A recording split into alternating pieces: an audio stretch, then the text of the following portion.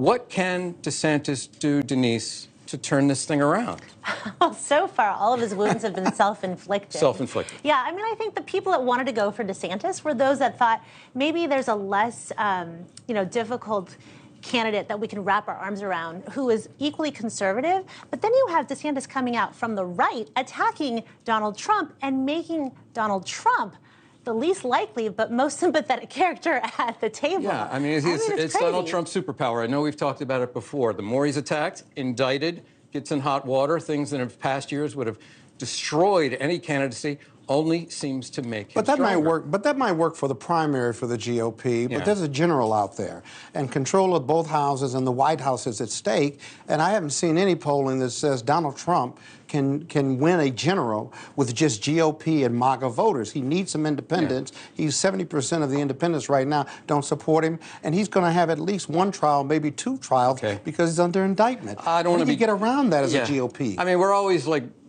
making pronouncements in July, the year before president, about what's going to happen, what's not going to happen. But those criminal cases aren't going away. Yeah. And that's never in a political equation, but it's in his personal liberty equation. Yeah. He's got to do something about those 71 indictments. So does DeSantis, can he turn it around? Yeah, I think he can. And I think one of the kind of tip of the spear on how he does it was that Mamas for DeSantis video that was released when Casey DeSantis went to Iowa to form that group. Yeah. It really resonated with conservatives, both Christian right, but also a lot of the MAGA folks, because it reminded them of what we went through in the pandemic, all of the shutdowns and the liberties that were taken, and how moms were the ones that really bore the brunt of the pandemic with the kids being forced to be at home. And we saw how bad the education system was because the kids were zooming into their classes. What they weren't being taught and what they were being told in the classroom really offended a lot of parents and really concerned them. Okay, Alex, so President Trump spent 2 hours on the stump in Iowa today, a large portion of it attacking President Biden. How does President Biden respond? Does he respond?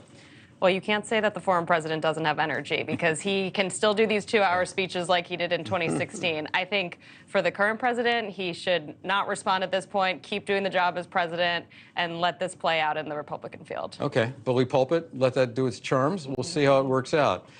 Thanks for watching. Go to newsnationnow.com to find News Nation on your television provider. And don't forget to subscribe. Click the red button to get more of News Nation's fact-driven, unbiased coverage.